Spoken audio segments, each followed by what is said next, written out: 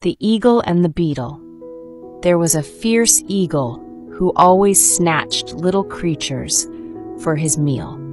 One day, a tiny beetle saw the eagle carrying away a harmless rabbit and decided to help. The beetle flew up to the eagle's nest and started rolling the eggs out one by one. The eagle got so scared he promised the beetle he would stop hunting helpless creatures. The beetle's bravery saved many lives from the eagle's claws. Moral of the story: no matter how small you are, you can make a big difference. The Clever Fox and the Wise Mother. One evening, a hungry fox prowled near a village, searching for food. Spotting a small hut, he saw a mother duck with her 3 ducklings through the window. The fox licked his lips and devised a plan. Knocking gently, he called, "Dear Madam, the village chief has ordered everyone to evacuate. A flood is coming. Let me help you escape." The mother duck paused. She knew foxes were cunning. Calmly, she replied, "Thank you, but we'll wait for the chief's official messenger." The fox insisted, even pretending to cry. But the mother duck whispered to her children, "Never trust strangers, even if they sound kind." She then loudly said, "Leave now or I'll unleash the guard dogs." Frightened, the fox ran away. The ducklings learned that day, wisdom defeats deceit, and a mother's caution keeps her family safe. The Princess, the Wolf, and the Wise Fox. Once upon a time, a gentle princess lived in a kingdom surrounded by deep forests. One day, while picking flowers near the woods, she met a thin, ragged wolf who sighed, "Dear princess, I'm starving. Please share your basket of treats." Though kind, the princess hesitated. She knew wolves could be treacherous. Just then, a sly fox with gleaming eyes emerged and whispered, "Your Highness, this wolf tricked me yesterday.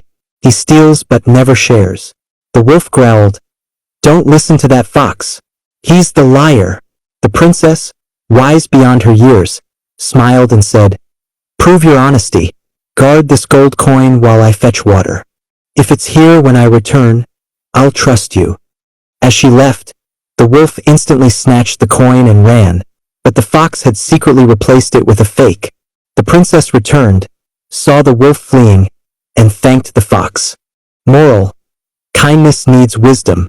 Not all who ask deserve, and not all who advise are honest. My family. I have a wonderful family with 5 members. My father, my mother, my brother, my sister, and me. My father is kind and works hard for us. My mother is caring and always makes our home warm and happy. My brother makes me laugh with his silly jokes, and my sister loves to draw and read. We all help each other every day. On weekends, we cook, clean, and play games together. We laugh, share stories, and play as a family. I feel lucky to have such a loving and special family. On the way to school, one morning, Louis was walking to school with his backpack bouncing on his back. As he turned the corner, he saw a kitten stuck in a bush, meowing softly. Louis stopped, looked at the time, and thought, "I might be late, but I can't leave it."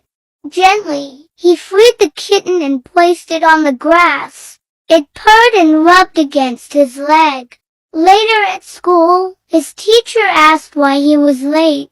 Louis explained everything. She smiled and said, "Helping others, even animals, is a noble reason." Louis felt proud. That small act of kindness made his whole day brighter.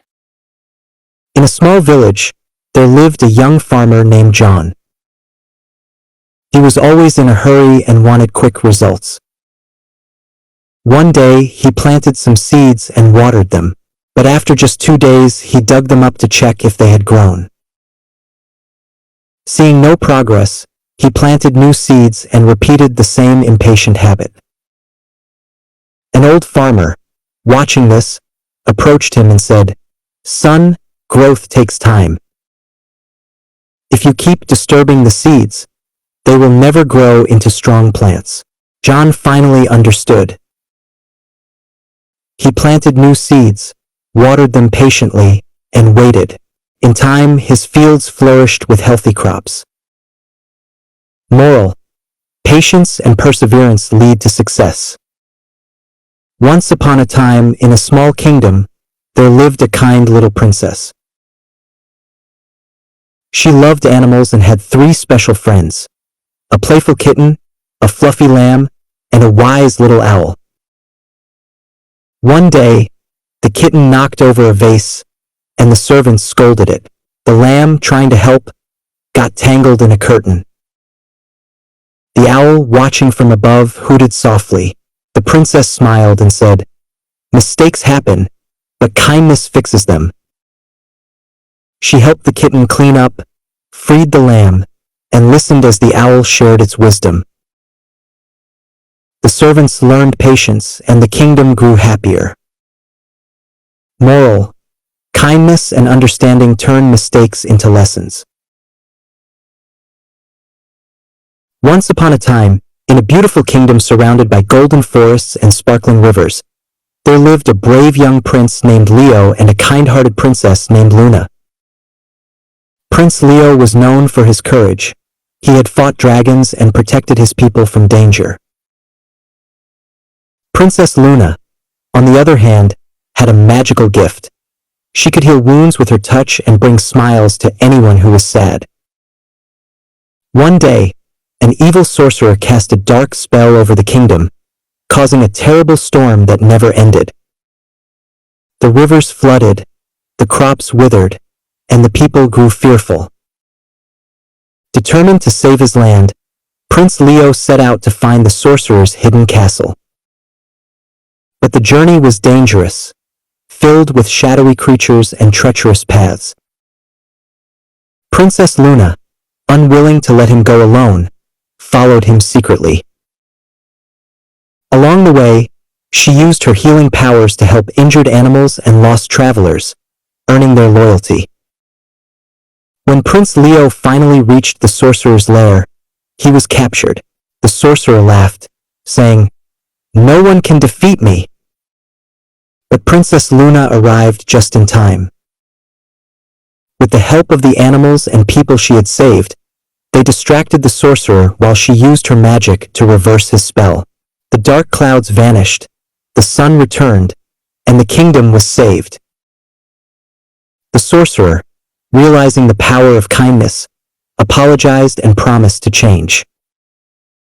Prince Leo and Princess Luna returned as heroes, ruling the kingdom with courage and compassion forever. The night dew are. The stars twinkled outside as Miriam climbed into bed, her favorite stuffed bunny in her arms.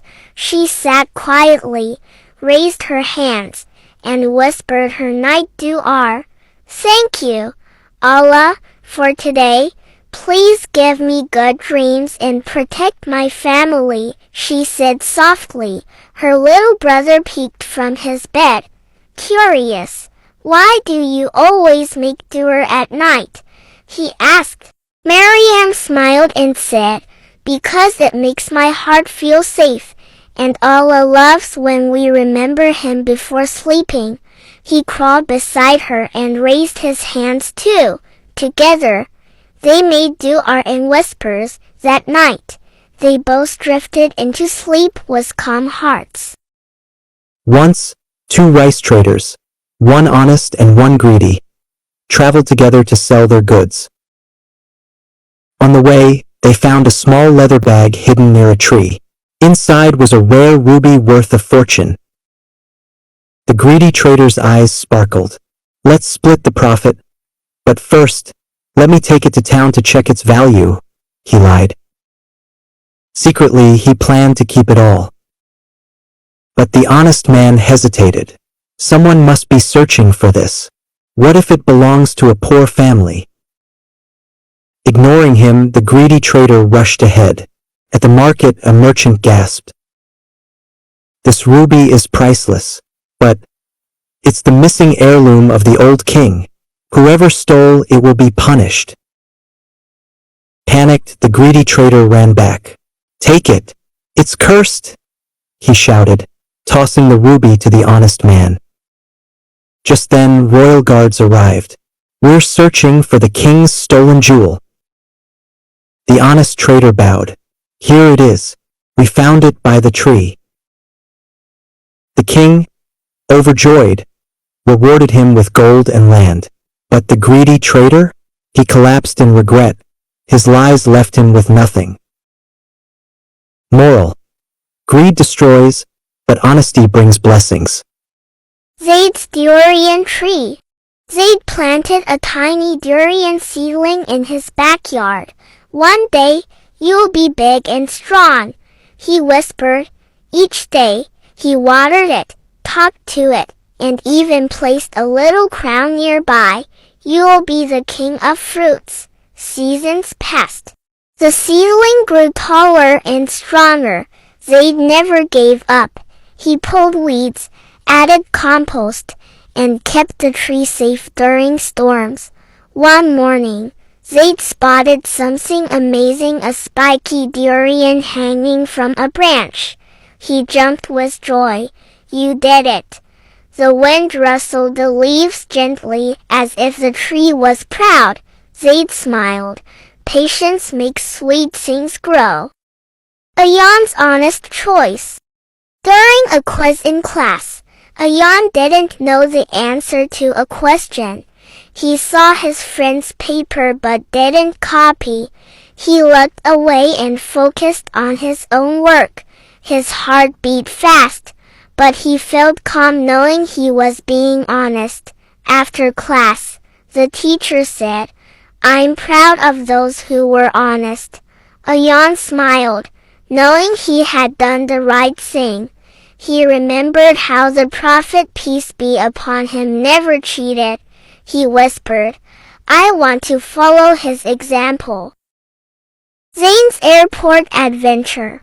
Zane was flying for the first time. He held his ticket tightly and looked around the big airport. Everything felt new: bright lights, long lines, and rolling suitcases. Suddenly, he saw a little boy crying near the chairs. Zane walked over and asked, "Are you okay?" The boy sniffled. "I lost my mom," looked around but didn't see any adults nearby. He gently said, "Don't worry, I will get help." He ran to a nearby airport worker and explained everything. The worker smiled and said, "Thank you, young man, you did the right thing." Soon, the boy's mother arrived and hugged him tight. "Thank you," she told Zane with tears in her eyes. "Mom, can you buy me a bicycle?" But you don't know how to ride a bike. "It's okay. You can teach me. I don't want to take the bus anymore. My classmates all go to school by bike. I want to go with them. And on weekends, I can also ride my bike to go out and have fun." Then we'll go buy one this weekend, and I'll teach you how to ride it. Daddy's little star. Every evening after work, Baba would sit on the porch with his daughter Hannah. They watched the sky turn orange as the sun set. Hannah loved pointing out the first star. One day, "I want to fly to the stars," she said with a grin. Baba smiled and lifted her up onto his shoulders. "You can do anything, my little star." He helped her with homework, told her bedtime stories, and always listened, even when he was tired. Hannah felt safe and loved because no matter what, Baba was always there. A father's love is quiet, strong, and forever. It grows in every smile, hug, and shared moment. "Mom, I'm sorry." What's up, baby? "I broke a plate." Are you hurt? "No, but the plate is broken." It doesn't matter, baby. You'll clean it up. I'm glad you're not hurt. "Mom, can we buy a bubble gun? I want to make lots of bubbles." Sure, that sounds fun. Let's buy one. Look at all the bubbles. They're so pretty. Yay! I wanna chase them. Careful, sweetie. Watch your step. Okay, Mom. I'm gonna pop that one. Pop! I got it. That was awesome. Mom, Lily is mad at me. Oh no. I'm sorry to hear that. What happened? I took her little doll. Did you ask her first? No. I see. It's important to ask before taking others' things. How would you feel if someone took your favorite toy without asking? Sad. I will ask next time. Mom, let's go to the supermarket. Okay, let's go. Let's get a shopping cart. Got it. What's on our list today? I want some fruit. Any fruit in mind? I want kiwis and blueberries. Great choices. Let's pick some together. There was once a wise, old cobbler named Ravi, who lived in a small village nestled between the hills and forests. His house was no more than a clay hut, his earnings just enough to buy simple food. Yet, every morning, his laughter echoed through the village lanes. People wondered, how can someone with so little be so happy every single day? One curious man named Arjun, a wealthy merchant who owned gold, land, and respect, came to him one morning and asked, Ravi, tell me honestly, what makes you so happy? You have no riches, no comfort, not even proper shoes, yet I see you smiling every day. Ravi smiled and said, My secret?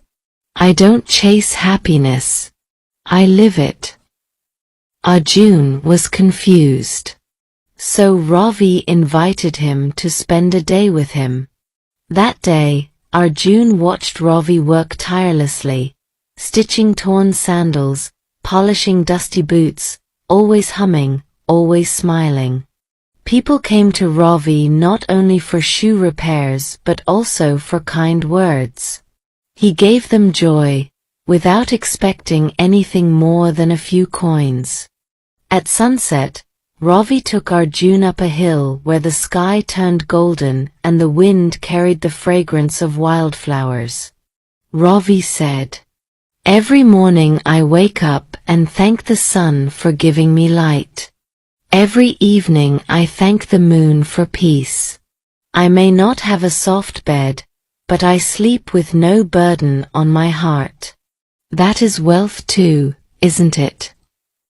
Arjun said softly, But I have everything, and I'm still not at peace. Ravi looked into his eyes and said, You keep happiness in a box called someday. Someday when I earn more. Someday when I retire. Someday when I buy a new house. But someday isn't promised. Only now is. That night, Arjun went home and for the first time in years, he slept without planning his next deal. Days passed. Arjun started spending time with the villagers. He built a school, shared food, helped the poor, not for business but for joy. Slowly, his laugh became louder, his heart lighter. He met Ravi again after a year and said, You were right. Happiness was never outside. It was waiting inside me. All I had to do was stop, breathe, and let it out. Ravi just smiled and said, Now you will stay happy. Forever. Moral of the story. Happiness is not something we chase, but something we choose. It's not hidden in wealth, future plans, or perfection. It's in gratitude, kindness, and living in the present. Stay happy, not because life is perfect, but because your heart is peaceful. Once upon a time, a crow, feeling deeply unhappy with his life, sat alone on the branch of a tall tree and began to cry. Beneath that very tree, a wise old monk sat in quiet meditation. Suddenly a tear from the crow fell softly on the monk's cheek. Opening his eyes, the monk looked up and saw the crow, weeping. He asked kindly, "Why are you crying?" The crow replied, his voice heavy with sorrow, "Oh, wise one, I am very unhappy. No one likes me. People always shoo me away. No one gives me food. Everyone hates me. My life, it feels worthless." The monk, feeling a quiet sadness for the bird, said gently, "My dear crow, we should learn to be happy with what we have." But the crow, lost in his misery, couldn't understand. He kept crying. The monk said again in a calm, patient voice, "Tell me, what do you want to be? I have a special mantra.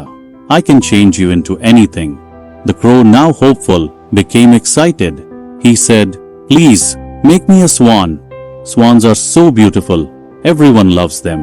The monk smiled gently and said, "All right, but first, go, find a swan and ask if it is truly happy. Then come back and tell me." The crow flew off at once and found a swan, gliding gracefully across a still, clear lake. He said, "Oh swan, you are so beautiful, white as milk. Everyone loves you. You must be the happiest bird in the world." The swan looked at him and replied, "No, my friend, I'm not happy. I have no colors. The world is full of vibrant, beautiful colors, but I'm just plain white. Sometimes I wish I were a parrot. They must be the happiest."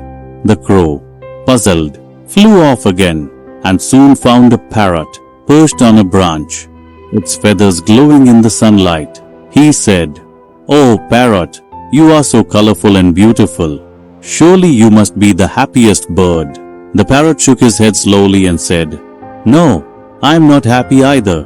People love my colors, yes, but they always try to capture me.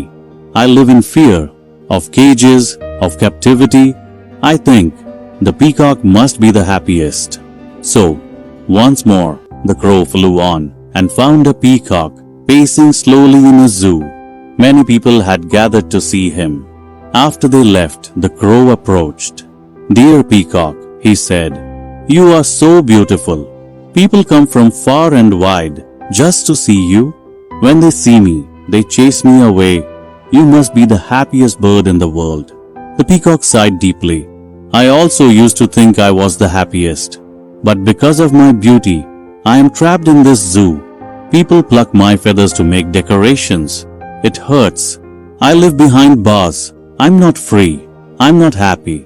The crow, shocked, asked, "If you're not happy, then who is?" The peacock looked at him, eyes calm, and said, "I've watched all the birds in the zoo. You, the crow, are the only one who isn't in a cage. No one tries to trap you. You are free, free to fly, to live, to be. For days now I've thought, if only I were a crow, I could be free." Hearing this, the crow flew back to the monk, slowly, thoughtfully.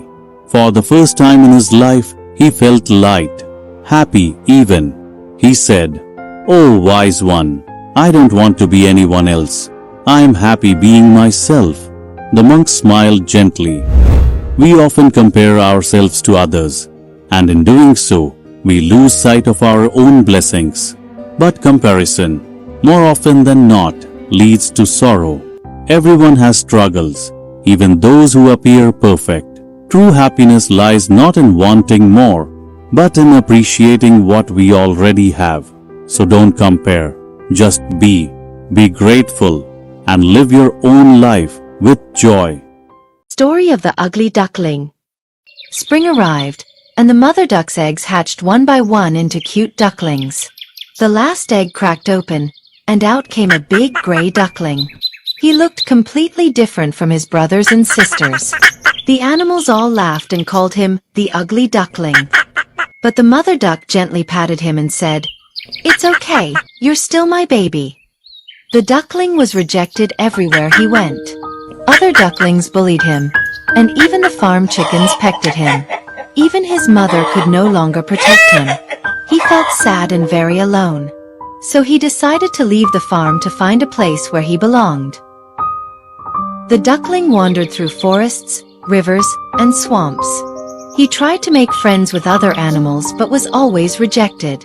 When autumn came, he slept in the tall grass to stay warm.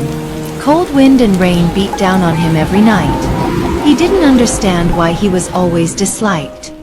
Winter came and the land froze over. The duckling slipped on the ice and almost froze to death. A kind farmer found him and brought him home. But the children there tugged at him and played too roughly. So he ran away again into the wild to continue his lonely journey. Spring sunshine began warming the earth. The ice melted and the lake sparkled again. The duckling had grown up, and his feathers turned white. He saw a group of graceful swans gliding across the lake. He felt both admiration and fear to approach them. The duckling gathered his courage and swam toward the swans. He thought, if they don't like me either, I'll just quietly leave. But the swans didn't drive him away. Instead, they welcomed him. He looked down into the water. To his surprise, he saw a beautiful swan staring back. The duckling was no longer ugly. He had become a true swan. He couldn't believe the transformation. The other animals watched with surprise and admiration. Children by the lake cheered for his beauty. For the first time, he felt the joy of being accepted. Sometimes, he still remembered the loneliness and pain. The moments of being mocked and pushed away stayed clear in his mind. But he didn't feel anger, only a little sadness. Those experiences had made him stronger, and made him cherish happiness even more. Now he flew freely in the sky. He didn't need to please anyone or doubt himself anymore. He realized he was never truly ugly. He had just been misunderstood for looking different. True beauty comes from within, and from never giving up. The lake sparkled under the warm sun. Swans spread their wings and soared across the blue sky. He was no longer lonely or lost. He had grown into the most beautiful swan of all. His own spring had finally arrived. Mommy, I don't feel like going to school. What's bothering you, sweetie? I miss you when I'm at school. I miss you too, but you'll have fun with your friends. Will you pick me up early? Sure, we can go to the park after school. Sounds great. I will go to school now. Did you have fun at school? So fun. I made a new friend. Great. What's her name? Lily. We jumped rope together. Much homework? Need help? Just math. I can do it. Wash hands for snack first. Wow, my favorite blueberry cake. Mom, it's so hot today. Can I have an ice cream? Okay, but just one. Which flavor do you want? I want chocolate.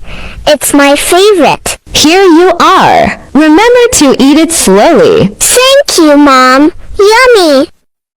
How was your test, honey? I got 98 in math. Wonderful. How about English? I got 90 in English, but I'll do better next time. You're doing great. By the way, how about science? I got 85 in science. I will study more. I believe in you. Keep it up. Thanks, Mom. I will.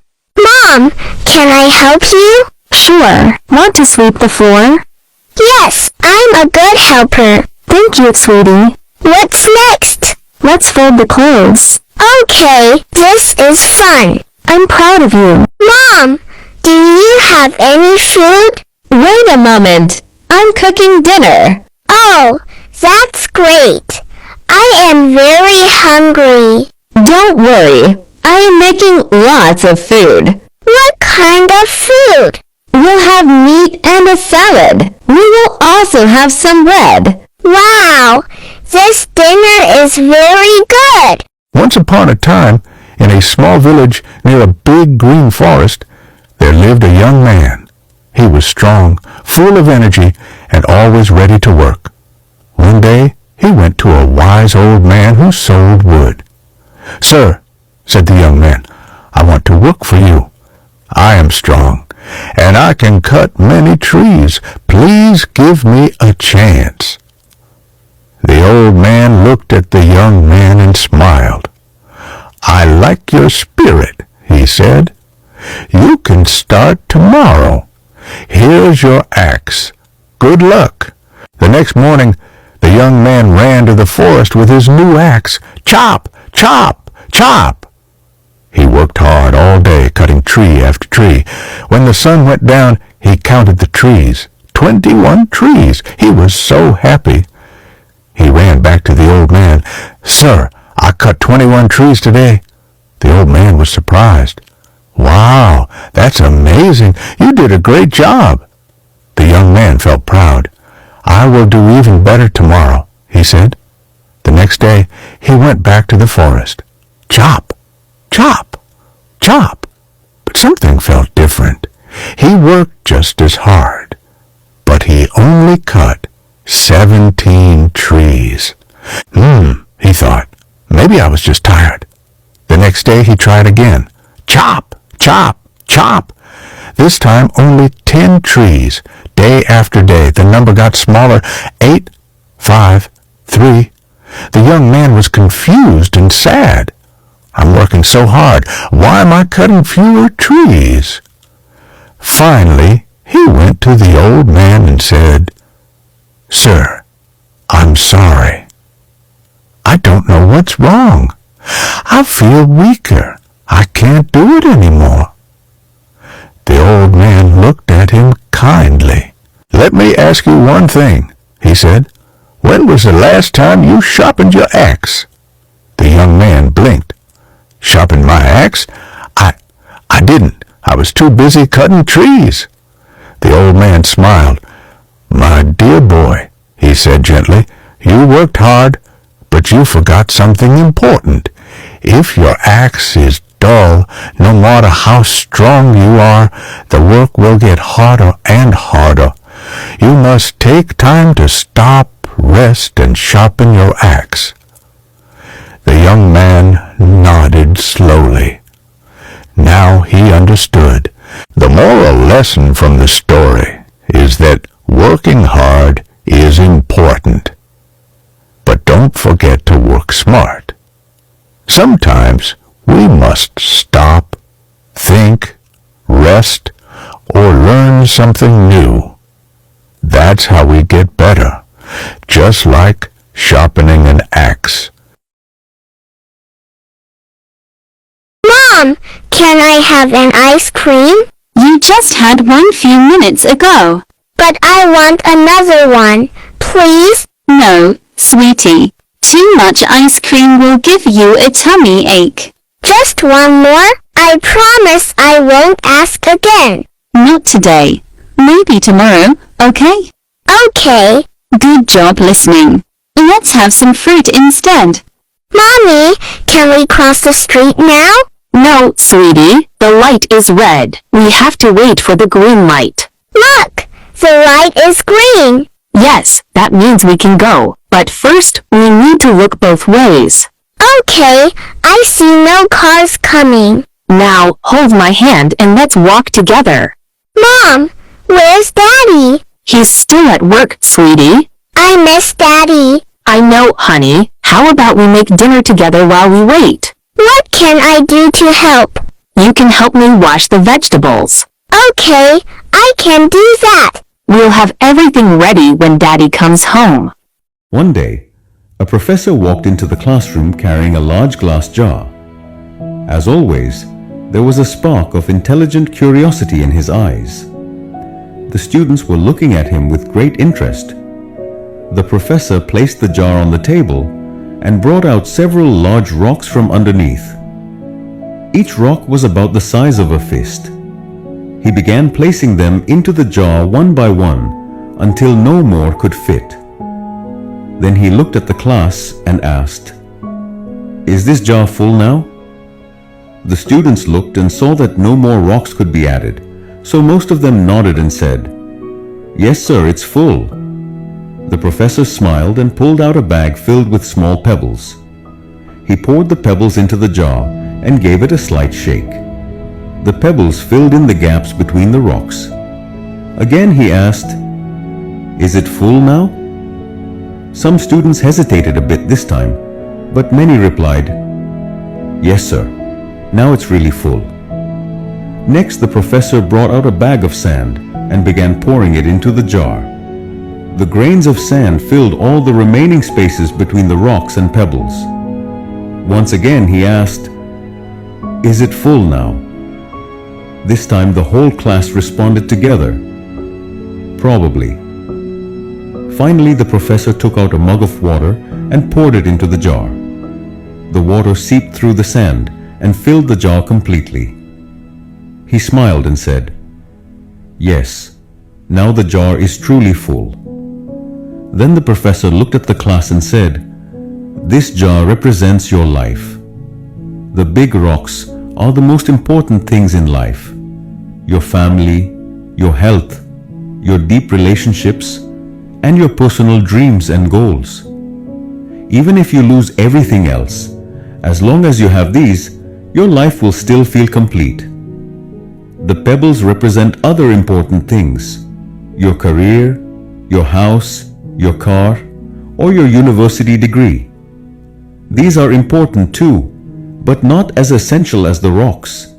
And the sand represents the small stuff, like scrolling through social media, unnecessary online shopping, or day-to-day trivial activities that don't carry much meaning." He explained, "If you fill the jar with sand or pebbles first, there will be no room for the big rocks. The same goes for life.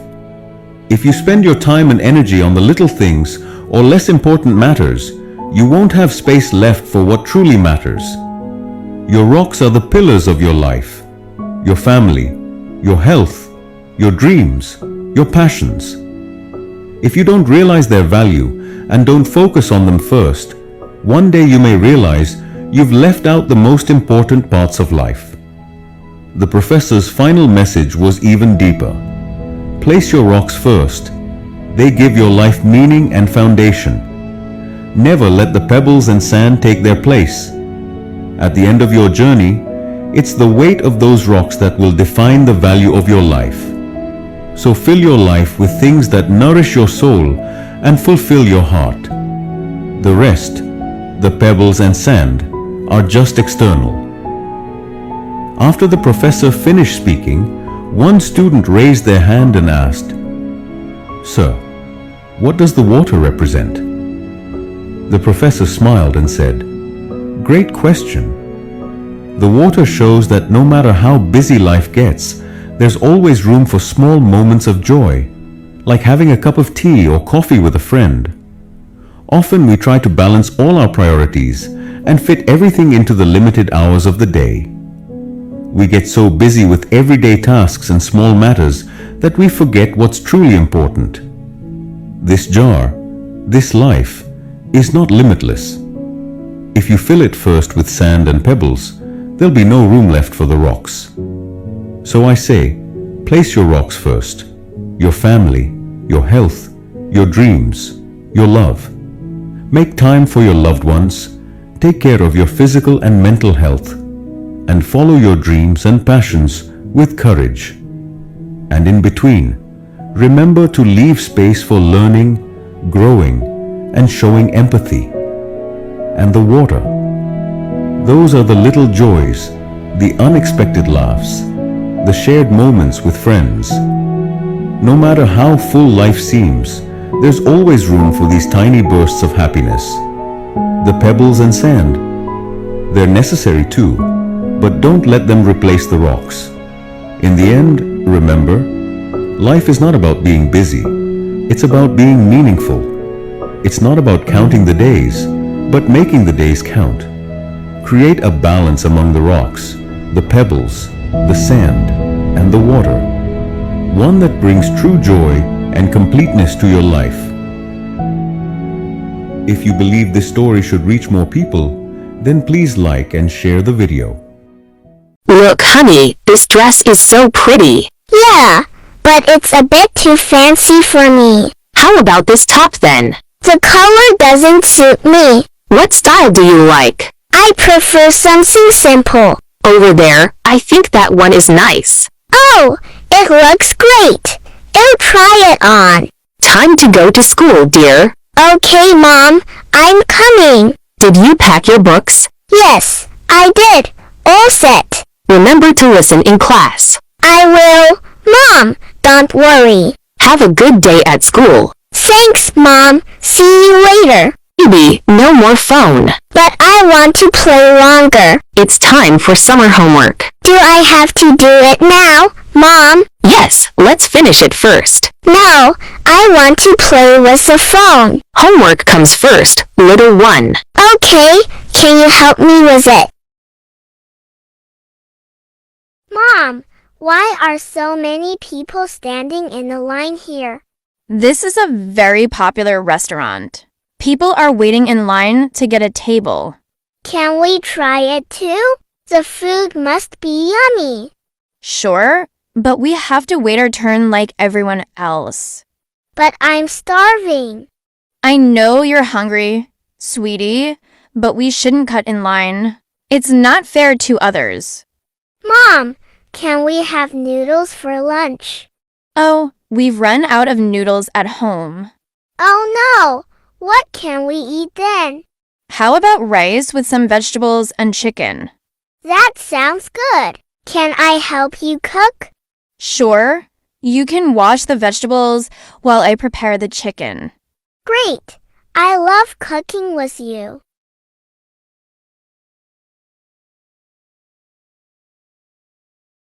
A long time ago there was a small village far away from the city. The village was quiet and life was simple. Hardly anyone ever left and no one ever came in. In this village lived a donkey. One day, the donkey stood near the edge of the forest and thought to himself, "Why should I stay here forever? Maybe there is something better beyond the jungle." The next morning he left. The jungle was thick, wild and full of danger, but the donkey didn't care. He was stubborn and brave. The villagers saw him go and laughed. "He's foolish," they said. "He never listens to anyone." But days passed, and then came the big news. The donkey had crossed the jungle. Everyone was shocked. People started whispering, "He must have reached a beautiful place. He must be living a happy life now." Soon, the donkey's story spread across the village. People began calling him brave. They forgot how they once called him foolish. A group of dogs heard the story. They got curious and said, "If the donkey could do it, so can we." The very next morning, the dogs followed the same path. They used their strong noses and walked step by step, just like the donkey. They also crossed the jungle. Now the whole village was excited. "If the dogs can do it, we can too," they said. So, more and more villagers started walking the same way. They followed the exact trail made by the donkey. Over time, that trail became a small road. Then the government decided to build a proper road there. Engineers came to check the area. The villagers told them to build the road on the same path. The chief engineer asked, "Why do you all want the same path?" An old man said, "Because it's the easiest path we know." The engineer asked, "Who made this path first?" Someone answered, "A donkey did, many years ago." The engineer was quiet. Then he said, "I'm not surprised a donkey made this path. What surprises me is this. You all followed a donkey's path for generations without ever asking if it was the best way." Then he showed them something shocking. There was a much shorter, smoother road just nearby, but nobody had ever tried to find it. At that moment, the villagers understood their mistake. They had followed the same long and hard road for years, just because it already existed, just because everyone else was walking on it. Many of us do the same in life. We follow paths made by others. Some of those paths were created by people who didn't know better, some even by fools. But we never question them. We never stop to ask, "Is this the best way for me?" The biggest mistake in life is to walk a road just because it's already there. So ask yourself, Are you walking your own path or just following someone else's footprints? Don't be afraid to stop, think, and try a new way. You might find a better life waiting for you. Mom, it's time to go to school. Sweetie, I can't drive you to school today. What? Why not? I've got an important online meeting this morning. You can walk to school with Grandpa. That sounds tiring. It's only a 10-minute walk. Fine. Bye, Mom.